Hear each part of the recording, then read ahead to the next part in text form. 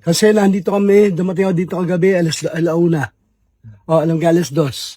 Para ayusin lang yung bangkay ng asawa ko. So ngayon, ang dami nilang hinihingi na mga requirements para ma-release namin, mamadala namin sa Manila. Eh hanggang ngayon, hindi pa gumagalaw yung papel eh.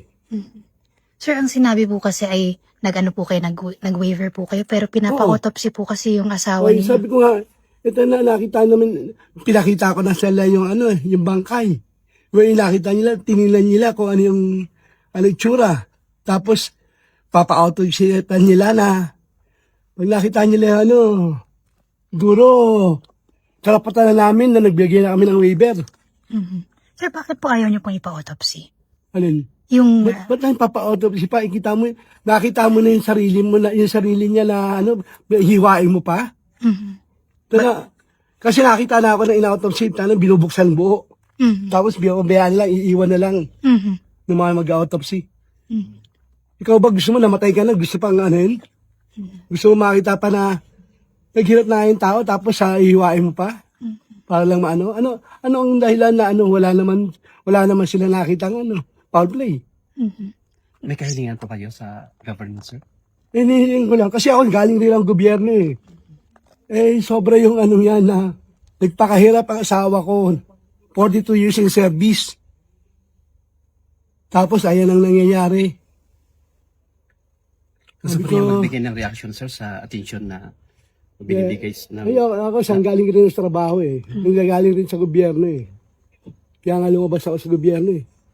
sir, gano'ng kasakit sa pamilya niyo na naantala pa po yung pagpaproseso po sa bangkay ng asawa niyo? Ayun Yung nga, nagluluksa nandito po kami kayo. para Tapos ang dami pa nilang requirements. So, ganun ba yung nagdudusa na kami tapos ito ang ramdaman mo, pahirapan ka pa.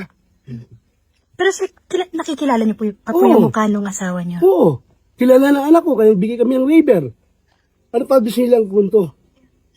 So, Na para patunayan, gaano katagal kami nagsama ng asawa ko. naniniwala po kayo aksidente po yung pagkahulog Oo. niya?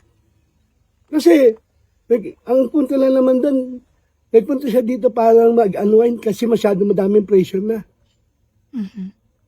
Kasi kaugnay po yan nung sa flood Oo, control, sa sir. flood control. Siguro, kasi hindi kami nag-uusap tungkol sa sa kaso ng flood control. Hindi kami nag-uusap na pag yung isang kaso niya na sabi nga may attorney ka, bahala yung attorney mo Dahil kami yung nag-asawa, iba yung namin. Pareha kaming engineer, kaya ayaw ko namin ka ng professional judge. Apo. Kaya umalis ako sa gobyerno. So, ang gusto niyo po, ma-release na po. Oo, yun lang gusto namin. Magpapasko, makasamahan man lang namin yung asawa, makasama ko lang, asawa ko yung Pasko. Sabi nga namin nagpaplano kami ng Pasko na yung pamilya ayaw. Kasi, kaya ayaw ko yung mga anak ko, mabubuli sila. Nagkatrabaho ng maayos. Ngayon po, sir, ano po yung mga documents pa na hinihingi po nila? Nila wala yung pipirman doktor. Doon sa death certificate. Yung nag-declare po na patay. Oo. Sir, pinapa-DNA test din daw po.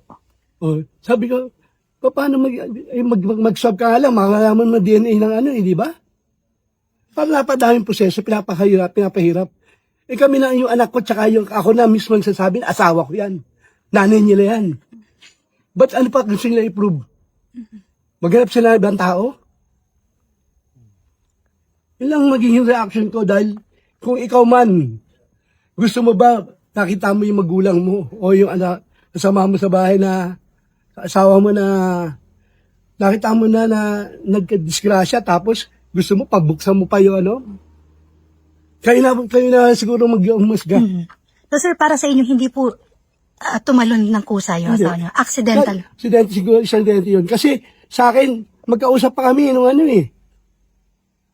before that day Ano po yung napag-usapan niyo, sir? Wala, nag-usap lang yun. Sabi, mag-unwind ka muna. Kasi sabi ko pa sa kanya, ba't hindi ka umaten nung ICI meeting, nung hearing, the 15. Then sinabi ko sa kanya, sabi niya, sige, sabi ko, kausapin mo yung lawyer mo, mag-usap kayo. Dahil hindi tayo nagpapakailaman sa trabaho yan Hindi ako nakikialam ng trabaho Sir, last na lang, nasaan yung cellphone at mga gadget po? Ako hindi pa nakikikita. Simula dumating ako dito, Kasi inisikaso ko siya. So yung gamit, wala akong nakitang gamit. Sabi po kasi sinuli sa inyo. Wala siya solid. Ako, dumating ako dito alas 2. Sabi nila, sinole. So, wala pa ako nakita. Kinausap ko, anak ko, wala silang gamit na ano. Kasi kung pa namin yung gamit, siyempre, una kasi namin yung tao. Oh, okay. Sige, sir. Maraming